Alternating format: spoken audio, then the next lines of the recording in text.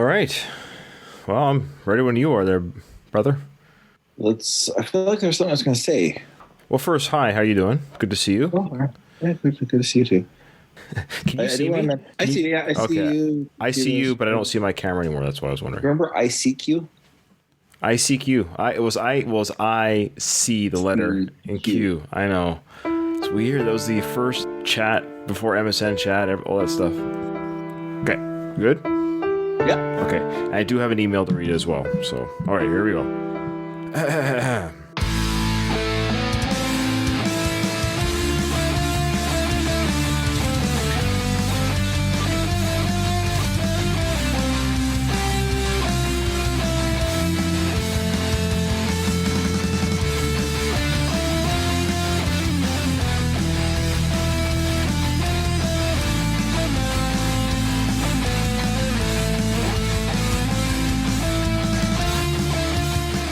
Welcome, everyone, to Going the Distance, the Rocky Series podcast.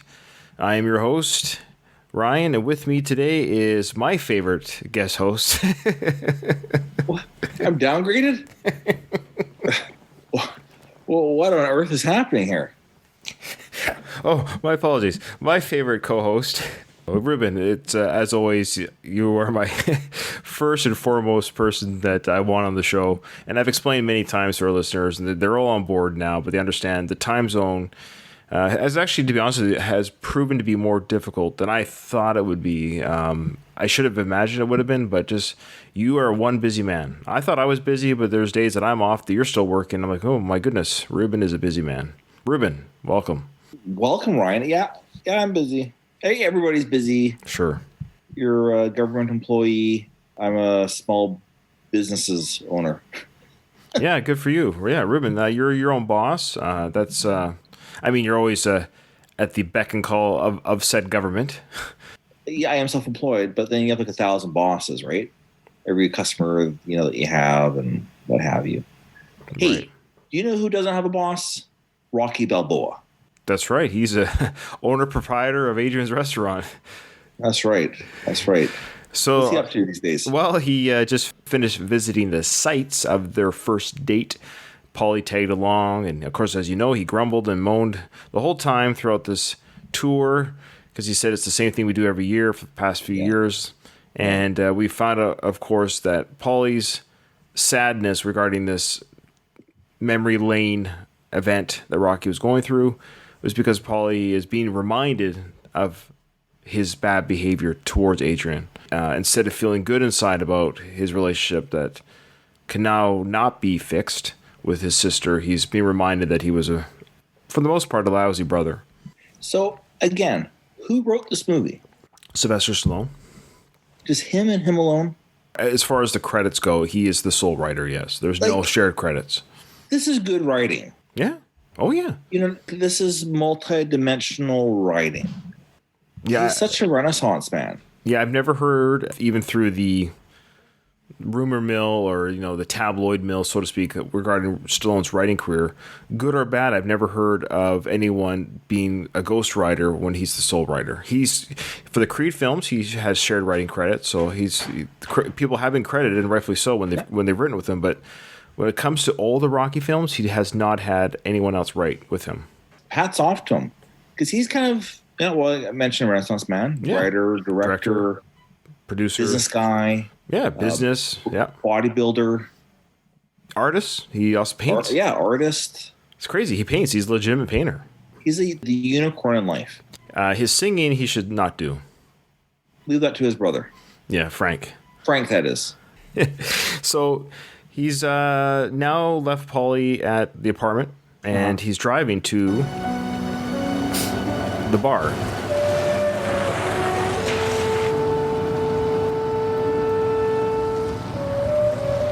In the van, he's got a picture of Adrian pinned to the dashboard. Do you have a picture of your wife in your vehicle?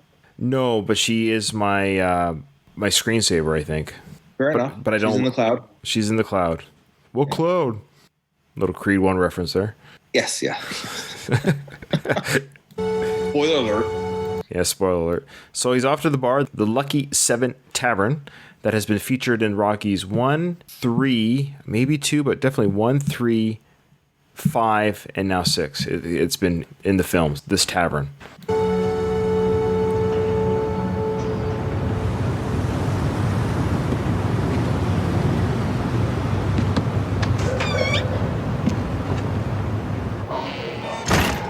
Now he's about to become accosted by a couple of young ruffians in the bar, like a couple of hothead teenagers.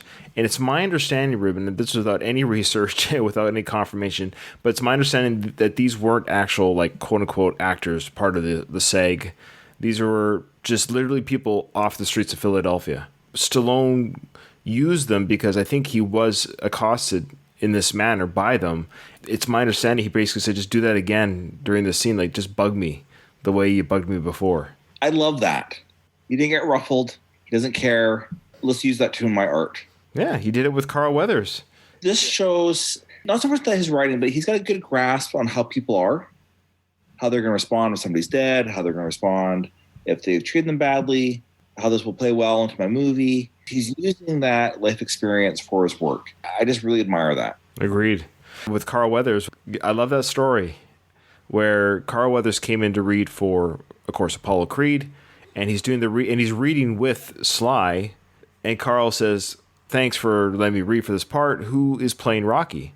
Stallone said, "That's me. I'm playing the part of Rocky." He goes, "Well, you're the screenwriter."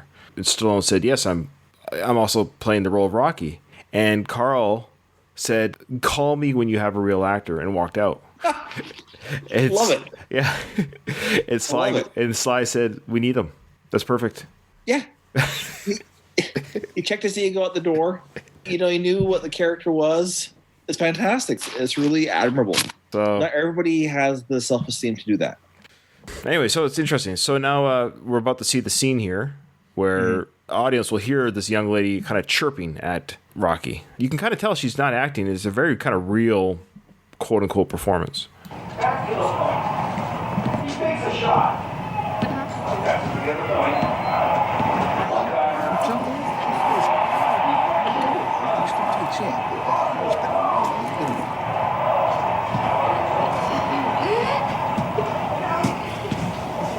Okay, well, my apologies. It is coming. Like I said, I haven't seen this movie in probably in a few years, so I'm not getting everything in a row. So what we're seeing first is Rocky's about to talk to the bartender, and she's about to ask him, "Can I help you?" And Rocky's going to respond with, no. There's not any spoilers. Like, I can't imagine there's one person listening to this podcast who hasn't watched Rocky Balboa, but spoiler alert, he's talking to the character Lil Marie from Rocky 1. Now, if you are deciding to listen to the podcast, are you covering your mic, Ruben? The movies, let us know why. Can you say that again, Ruben? I think you were covering your mic a little bit. Oh, my apologies. Yeah, there. If you are listening to the podcast before watching the movies, yeah, tell us. Well, do tell. No, I used to come down to this place a long time ago, just look around.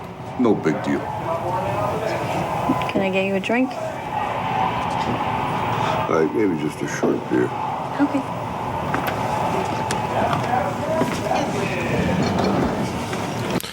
Now, the actress here playing Lil Marie, her name is Geraldine Hughes. She's on Twitter, and I actually reached out to her on Twitter, and I didn't get any word back. I try to find a webpage. I prefer when I try to interview people, I try to get their email. I find email's the best way to contact people, but I couldn't find her email. I couldn't find a webpage or a homepage of hers. Like, a lot of actors have that. A lot of artists have their own webpage, but she didn't have one that I could find. It's interesting. On her Wikipedia, Ruben, she's between the age of 48 to 49. She's in between. You know what she's been on? Kevin Can't Wait. You should know that. Yeah. Did you recognize her, though, watching it? No, Ruben, I don't have that. Was that on IMDb or is that on Wikipedia? IMDb. Oh, okay. Sometimes there's a discrepancy between the two. Okay. I did see every episode of Kevin Can't Wait, but I don't know why I didn't catch it. Kevin Can't Wait, a now canceled TV show, which is too bad. I enjoyed it. Starring Kevin James. And as we know, Kevin James is a huge Rocky fan. Gran Torino. Yep. I do remember in that, actually. And one of my favorite movies, Duplex. Oh, yeah. With Drew Barrymore and Ben Stiller. Yeah, that was Ben Stiller's golden era, the early 2000s. Now, I like to play the age game a little bit, Rube. IMDb say her birth date. All Wikipedia has is her birth year. Born 1970. Is that weird? I wonder how she got away without having her. It's odd because she's an actress who's a SAG member probably, and it's just weird that her actual birth date is not listed. So she's between the age of 48 and 40. Well, she's probably 49 now. We're nearing the end of the year here. What's interesting here, Ruben, so she's 49. This movie came out in 2006, which is 13 years ago. So 49 minus 13. She was 36 during the filming of Rocky Balboa. I know Rocky's character, we don't really know his exact age, but we think he was probably between the age of 55 and 60. Stallone's real age in the movie was 60. Even maybe he might have been 52. That's still a 16 to 20 year difference between the two characters. Now, they didn't have a real love interest. It was kind of hinted at. Definitely they had an emotional connection, a fondness for each other at some degree, but there was no romantic on-screen that we saw. But you kind of wondered if it was ever going to happen or if it ever did happen after Rocky Balboa. But it didn't happen on film. I just find this interesting because the actress is supposed to be playing Lil Marie, who was 13 in 1976, but in real life she was only 6. Stallone was 30, and Rocky himself was 30.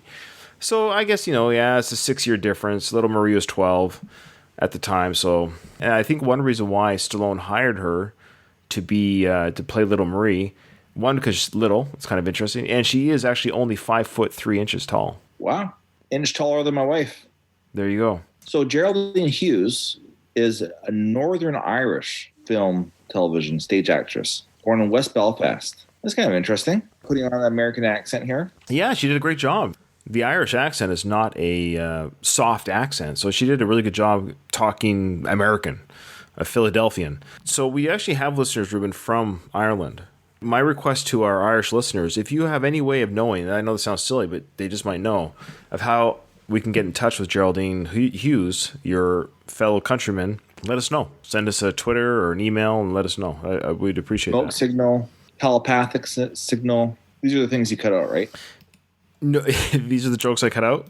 Yeah. Yeah, it's jokes like this that the audience never hears. Well, maybe we'd have higher ratings if we didn't cut it out. Yeah, it's very possible. All right. So that's a little bit of her background. She's also, like Ruben was saying, she's been on stage. She played in a play. It's a solo play written by Hughes based on real-life events, Ruben, called The Belfast Blues, where she herself played 24 characters. Wow. Now, do you think she was inspired by Stallone to write her own stuff? Maybe. Make it happen for herself? Maybe. I would love to talk to her. Yeah, absolutely. Yeah. Original Little Marie. What's she up to? It's funny that you asked, Ruben. She is also Googleable. So Little Marie was played by an actress in Rocky 1 and in a deleted scene in Rocky 5. Her name is Jody Letizia. She actually has a webpage that I've been to a couple times. And the webpage, believe it or not, is jodyletizia.com. And then you go to, and then there's a picture of her. I don't think you can see it. Can you see it? No, I just see the screen. Okay. Jody Letizia. There's one picture of her smiling. Jody Letizia, ... actress, ... entertainer. And then Well, how's she entertaining people outside of acting? and there is an actual Hotmail account, Jody Letizia at hotmail.com. Hotmail. Yes. So I have tried reaching out to her. Now there's some links here we can look into. There's one that says teaching. So Jody's experience as actor, singer, and stage performer began as a young child. Growing up in Philly, her development consisted of equal parts performing in art school and working in the business. As a child, Jody enjoyed a wide variety of experiences, ranging from live singing performance with the late Karen Carpenter to cinema's foul-mouthed street urchin, Marie, in the iconic Rocky. Jody followed her journey into adulthood in the theater, shifting her emphasis toward award-winning one-woman shows, a role she continues much like the older Marie. Yeah, isn't that weird? They both have one-woman shows. Wow. Is there somebody that's been to both? That would be amazing. If any of our listeners have been to both Marie's one solo show. It says here, Ruben, a role that she continues to this day. Now, this webpage has not changed in, come on. If there's no need to update it because it's still happening, then it's still updated. It says now Jody's coaching and teaching young, promising performers. Want to learn more? See Jody's contacts page. So I go to the contacts page, okay. Contact Jody. All inquiries will be answered. Well, that's not true. I have emailed her twice, and I have yet to have any response. It says here that all inquiries will be answered. So I'm gonna do it again though. Publicity. Yeah, Let's go to the publicity. Oh, this is a little bit too long to read. So she does have an interview here. She has an interview here by A.D. Amorossi interviewed her. Oh, wow. Okay. Photos and media. She's got a couple of vanity shots. She was in a music video, Dave Stewart's Jealousy. She's the Fellini girl wearing a black wig and has an attitude. Hey, I like Dave Stewart. Do you know him? Eurythmics. He's the guy. Oh, okay. Good call. Okay. All right. Fair enough. Thanks, Rube. Her resume, she's 5'8", 135 pounds. She is a member of SAG. She's been in quite a few film and television. She played a prostitute in Basketball Diaries, a club dancer in The Slaves of New York. She did a sketch with Saturday Night Live. She played a principal, one of the sketches. Amazing. Yeah. Good for her. She's done some theater. She's done a one-woman show called Over the Edge. And then she did another one-woman show called Big Girls Blouse. She did another one-woman show called Love is a Four-Letter Word. I wonder if Over the Edge was the women's version of Over the Top. Oh, maybe. Her special skills include outrageous comedy characters and voices, licensed driver, bicycling, swimming, gardening, human torch, and moves well. And moves well? Yeah. We got to get her on. Oh, man. Oh, here we go. On her webpage, she talks about some upcoming shows. For example, you can catch her at the Shubin Theater, September 19th, 2007.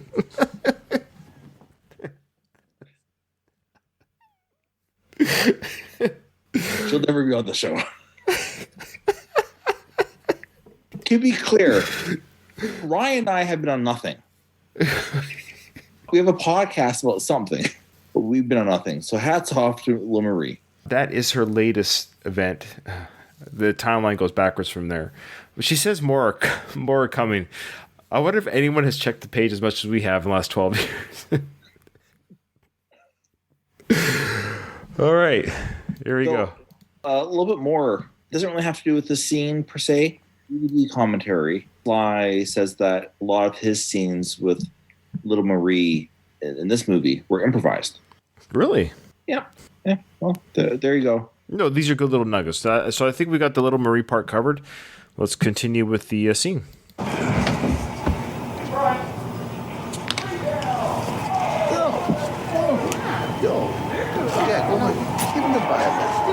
You're hearing a little bit of chatter, our listeners on the show here. You're hearing a little bit of chatter in the background. It's kind of quiet, and Rocky picks it up. And there's a guy there's two girls with this guy. And this is the people I was talking about earlier. The guy is telling the girl, go on, get him to buy you one, go on. So he's pestering his lady friend to go bug Rocky for a drink. And Rocky is starting to notice the volume increasing or the energy increasing from this group to his left. Go. Give him he's got it. I ain't spending money. The guy says he's got it. He's spending money. Yeah. I'm sure Sly's able. I think anybody can make this up on their own. Imagine his whole adult life. He's been famous, picking up the tab the whole entire time. Sure. He's probably drawing from experience. Yeah, there's probably a little bit of experience here. Like, hey, go bug Sly. I mean, he's worth $500 million, Ruben. That's a lot. There's probably more than you and I combined. It's anywhere between $400 to $500 million. Like, the only actors that are worth more than him are people like Tom Cruise. Wow. That's not too shabby. Like, Sly has a lot of money compared. You go Google net worth of, like, Leonardo DiCaprio, who's, a great actor. I love him. But his net worth doesn't touch Sly's. Well, maybe time he's 70, it will. Listen, I don't mean to cross the line or anything, but I read about your wife's passing a few years back. Yeah, it was a woman cancer. Yeah. Love it. Love it. So Little Marie says, I read somewheres that your wife passed, and Rocky refers to, of course, he doesn't want to say breast. Well, how do you know it was breast cancer? It might have been ovarian. But it's woman's cancer. I've literally heard my father-in-law say that. Without without being irony. Yeah. No. He just calls it woman's cancer. It belongs to the woman. Yeah. Men's cancer, of course, we have our own too. Yeah. And she's about to say, I always heard she was a nice person. Yes, she was. I always heard she was a nice person. Yeah, that's... Do I know you? We met a long time ago. We did? When I was a kid, you walked me home, I did? told me to stop smoking and things. Stop smoking. Are you Lil Marie that used to hang out at that atomic hoagie shop? Yeah, that's right. Yeah, now I remember I walked you home, and when you got there, you turned around and said, "Screw you, creepo." I didn't say that. Yeah, you did. So another obvious, I would say fan service, which is okay. Sure. Yeah. It's a bit of a fan service plus a little bit of a movie service to those who are Rocky fans, but more maybe casual than you and I, who maybe haven't seen Rocky 1 in some years, but they've seen all the Rocky films. They'll be like, oh yeah, I kind of remember that part. And then in their brain registers the little girl that he's walking with. Yeah. Sure? Great insults last a long time. Yo, was that you? Is that really you? So here we go. So the girl now that was being coaxed by her guy friend to go over here and bug Rocky for a drink starts just out of the blue, just gets right up in his face. And you can tell that the way she's acting it's awkwardly aggressive. Even though she's acting, she isn't digging deep, I don't think, to be this way. Yeah. She's playing her range herself. Yeah. So she starts off by asking, yo, is that you? Is that really you? Well, yeah, I don't know who else I'd be other than me, but yeah. How you doing? I think he wants to drink alone. Well, then give him his drink then. I ain't stopping you. What's that, your man or something? No, I don't think so. You know who she kind of reminds me of? Somebody we know? The Cash Me Outside girl. Ain't nobody gonna catch me. Because you're too streetwise? Yup. And all these hoes laughing like so funny. Talking about the audience that they're laughing at her. Did you say the hoes are laughing? Yep. So the audience are a bunch of hoes? Yep.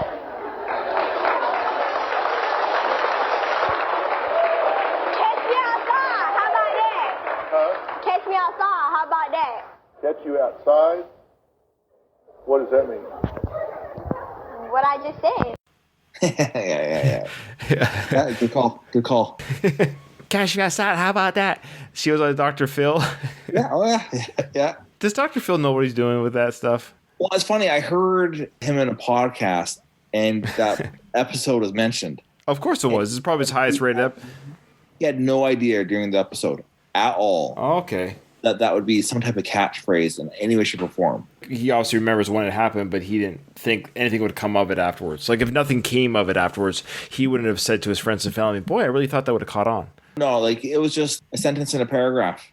Like, it wasn't even a blip on his radar. Sorry, remind me that we have some fresh reviews just popped in from a new listener during our recording.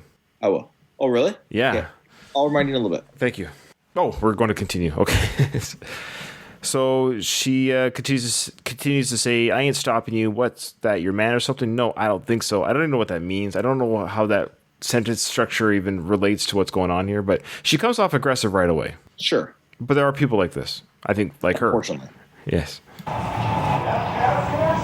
Anyway, me and my friends were right there and there. You think you could buy us around? Come on, you got the money. Just one round.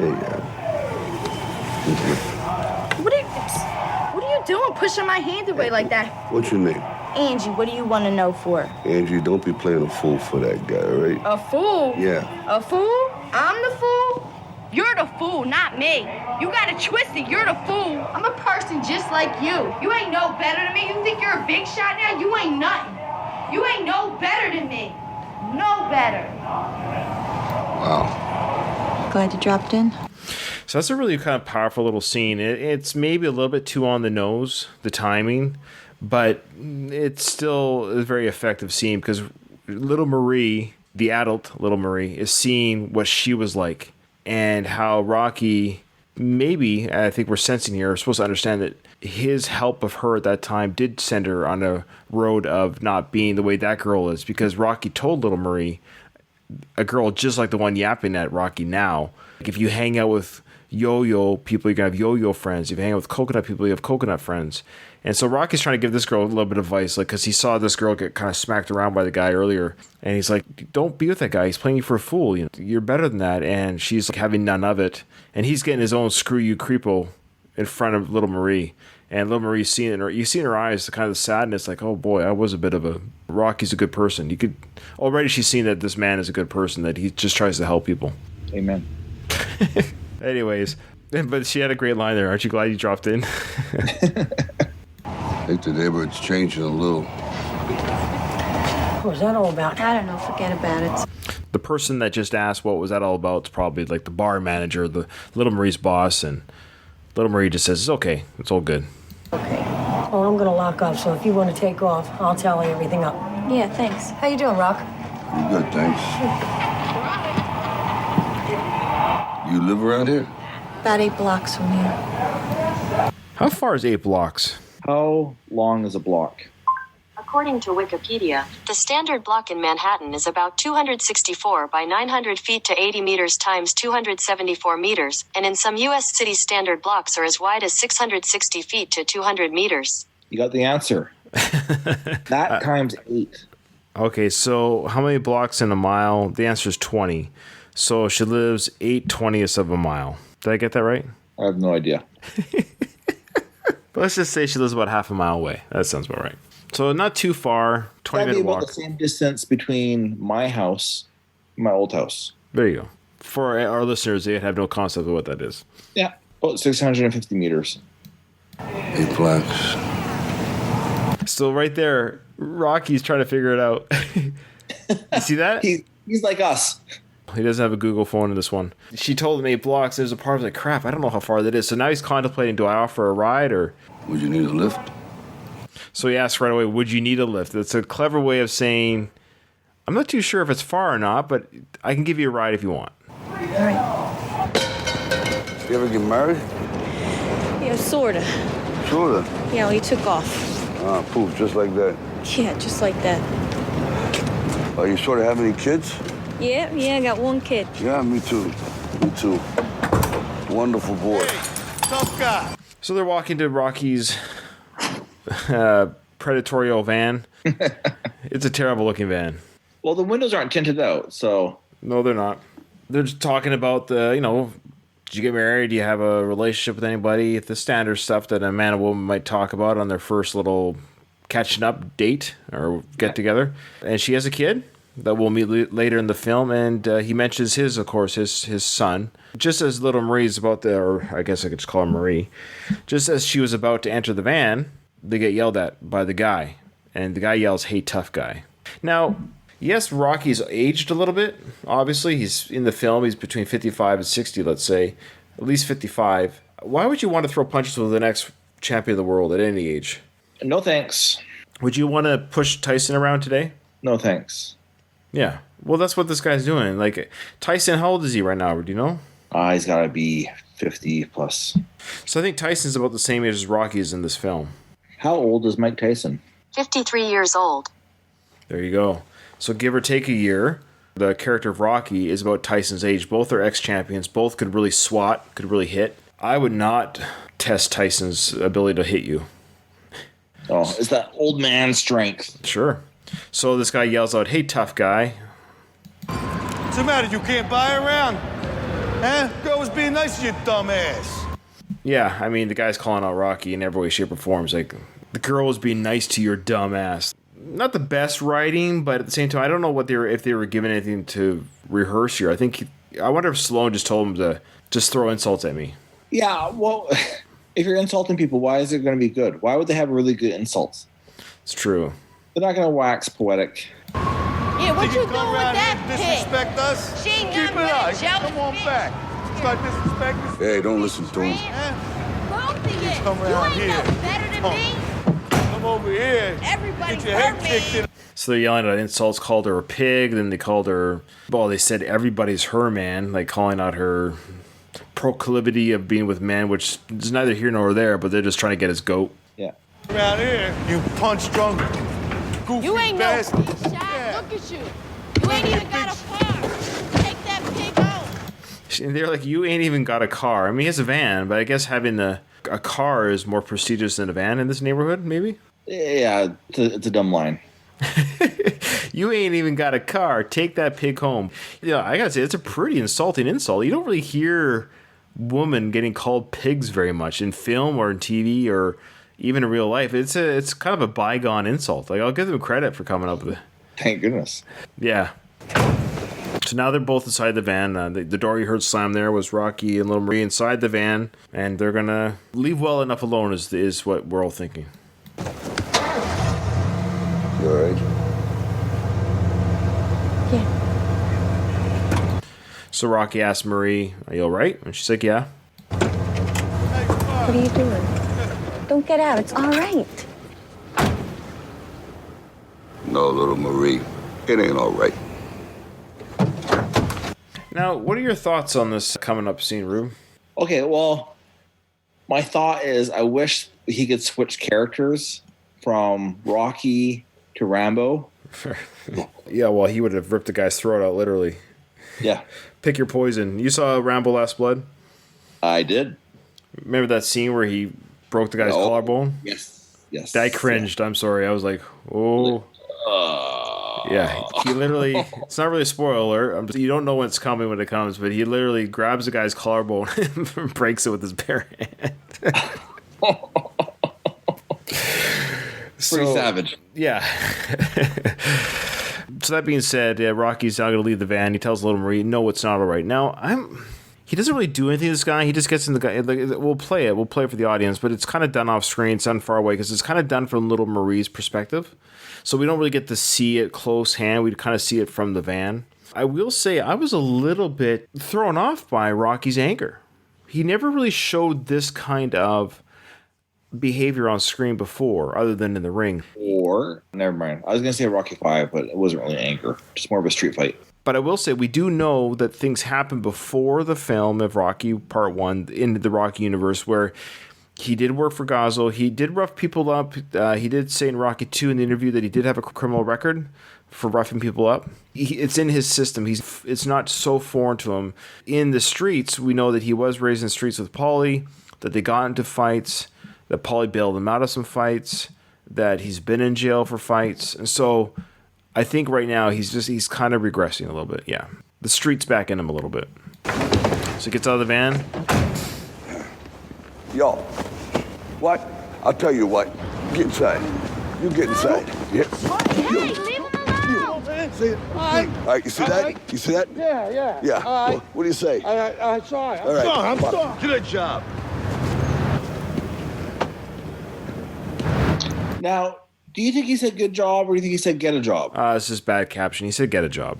So he's telling them, like, stop asking people for money when they're having a drink. Just get your own job and pay for your own drinks. Leave us alone. Yeah. He didn't do anything to him. Just roughed them up. Just threw him against the wall. Threw him and just said, got in his face and just bug off. It worked. The guy took off. He apologized. Little Marie, though, she looks a little bit unsettled by it, though. Well, fair enough. She just got in the van, a van with a guy who just showed a little bit of violent behavior. I'm wondering if her ex-husband was violent.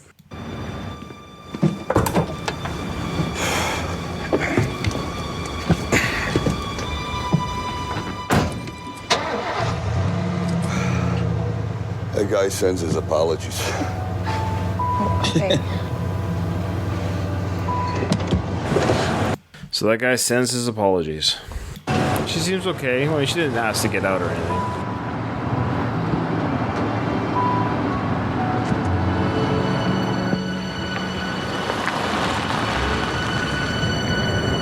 Well, yeah, we'll stop it there. That's a good little scene because now we're getting to other characters and other scenes here. And so, Ruben, check this out. We got a new review. And so for our listener who won't be listening to this episode for quite a while, but I'll mention that we've addressed her in this, so she might want to listen to it because she goes, this is Melissa. I won't say her last name in case she wants to remain anonymous. Melissa says, just discovered your podcast on Podbean and have been binging. Started at the beginning, and I'm around episode 28 or 29. Just finished listening to Rocky 2 discussion about Rocky selling his car to Paulie.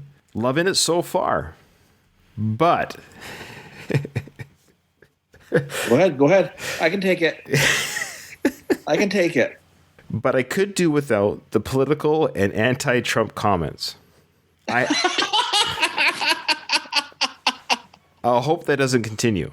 This was 120 episodes ago. I don't know if it's continued, but I'm sure it's come up a couple times. She says, anyways, I've been a Rocky fanatic since I was a teenager. My family and friends think I'm crazy. Well, we all are. All us Rocky fans have to stick together. We're all crazy. So it's great when I find other Rocky and Stallone fans. It makes me not feel so weird. Well, Melissa, first and foremost, thank you for listening to our show. And thank you for your fandom of Rocky and joining us on this little venture that we have for this podcast. Secondly, we're not anti-Trump. Our comments are 90% or 50% just we're poking fun. We make fun of the Rocky character. We poke fun at everything in a sense. Like that's our kind of our bit, our routine. We're not trying to divide. We don't poke fun of ourselves. We poke fun of ourselves. Absolutely. There you go. Thank you, Ruben. Well, I thought the review is going to be something dumb that I've said. That's why I was laughing before the review. Like, here it comes. I thought, oh, geez. No. And that's fair. Melissa, I hope you're listening to this and go back and listen in order of our show. But be patient if we bring up Trump. If we ever do, it's because of something topical at the time, like when he won the election. You know what I mean? Of course, today when he got impeached. Little moments like that, but we mean no harm to anybody. Like Ruben has said it well himself, we want Trump to succeed. We want everyone to succeed. We want everyone to do well. We want everyone to do well. I freaking, what did we say about Trump? Oh, we've poked fun. I don't know. I know we have. I'd have to go back and listen. Look, she's not wrong. I'm sure we've been. I just can't think of anything that somebody could make fun. Like, why would you make fun of Trump? Are you stop? What, like, I'm just confused. So, Melissa, I'm not going to tell you what to do, but do not listen to our Worst of the Best podcast. For our listeners, Ruben and I actually have another podcast that I really enjoy doing. It's called The Worst of the Best Podcast. It is found on all your podcast apps, whatever app you're listening to this app on. Podbean. Yes, we're on Podbean, actually. Google Play, Apple Store, whatever you call it now, Apple iTunes, Apple Pod, whatever they call it. We're on we're even on YouTube. Okay, go check out the Worst of the Best podcast. Ruben and I just recorded 3 new episodes. We did Celebrity Deaths of 2019. We did Christmas songs, and we did what was the other one? The searches. That's right. Thank you, Ruben. Google searches. Top 10 Google searches of 2019. So those are some fun episodes. So check those out on Worst of the Best podcast. So thank you, Melissa, for that review and reaching out to us. Thank you. I'll let you know that we've talked about you on this episode so you can listen to it. And we do mean thank you. So that's very kind of you. And absolutely. We're not anti-Trump. We just want everyone to be happy. We want everyone to be nice. That's all we're saying. Okay. Let's see here. I do have an email, Rube, that I would like to read. Well, could you please then? This is from Greg. Greg, we've nicknamed this guy Greg the First because we have 2 Gregs that email us, Greg the First and Greg the First and the other Greg. So this is Greg the First. He goes, thanks again for the shout out on the podcast. A very enjoyable listen, and I appreciate you mentioning my suggestion that you guys view Balboa, Creed, and Creed 2 as a trilogy on its own. I hope that sticks in the back of your mind throughout the next 3 movies. I'm curious if you'll end up feeling the same way, and here are some other odds and ends. 1. Kyle asked why I never guest host. He's referring to Greg, the guy that wrote the email. And you said I had never asked, and I would just say that I would never presume that I'm capable or worthy of being on your podcast or any podcast. You guys do a great job, and I will say that more and more I feel like Kyle's thoughts on Rocky mirror my own whenever he is the guest host. I'll find myself thinking something in my head while listening, and then Kyle will be saying it on the podcast. That's probably true for everyone that listens to Kyle. He's much more sound. He's better at this than we are. At least better than I am. You should start a podcast then. No, he just wants to ride the coattails of this one. We do all the heavy lifting and he gets all the praise. That's his MO. Number 2, he said, you guys spend a few minutes talking about the valet parking at Adrian's. Now, Ruben, you missed this for this recording, but there was valet parking at Adrian's restaurant. Yeah, that's weird. Yeah, there's 2 people out there. The Rocky does a brief. It's like blinking, you'll miss it. It's the only things you catch when you're like watching the scene by scene. He said hi to 2 individuals who were wearing like these purple jackets. We were able to pause the movie just clear enough to see that the jacket said valet parking. This is what Greg had to say. He goes, Adrian's or Victor Cafe, the real restaurant that stands for Adrian's during filming. And he actually sent me a link to the cafe. This guy does it all. He says they do in fact offer valet parking. Valet parking is offered in most places in Philly because there just isn't a lot of parking available in the city. I actually brought this up, Greg, the first, just so you know. You remember that was my theory, is that they have parking not because it's necessarily a fancy restaurant, but because there's just nowhere to park. Interesting. Yeah, he says that the hotel he stays at when he goes to Philly, they only offer valet parking. Like, you have to do it. Was it your episode or Kyle's where I brought up Patreon? You brought up what? Patreon. I'm familiar with it, so I don't recall. Okay, I think it might have been Kyle's. I talked about Ruben, just for our listeners. I've always said that we'd never do Patreon. The reason being, and I've said this before, is because I feel bad asking for money when I know a lot of our listeners, and ourselves included, I don't have a lot of money, and I don't think we're worthy. I don't know if we're worthy to ask people for money. That's not for you to decide. Yeah, you're absolutely right. I asked the audience, like, if we were to do it, what's your feelings as a listener? How would you feel about that? And I will say that the responses were just like you were saying, Ruben. And one person actually asked me, goes, well, how much do you pay for hosting fees? You know, podcasting is not free. For you and I to do this on this podcast and the Worst of the Best podcast, like, you pay for that one and I pay for this one. And it's $300 a year.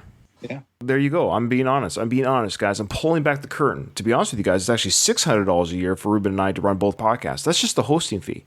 And on top of that, ladies and gentlemen, Ruben and we take time to record, which is easy and fun to do. That's whatever it is, an hour and a half of recording. And then myself, I edit every episode and I try to make it the qualities for you, the listener, to make it sound good. So yeah, I take out the ums and the ahs and the pauses where we research something. I want it to flow nicely in your ears. You're not waiting for us to talk, things like that. So those are behind the scenes stuff. That takes time. For every 1 hour episode of podcasting, I would say it takes me at least 2 to 3 hours to edit. And then I have a job.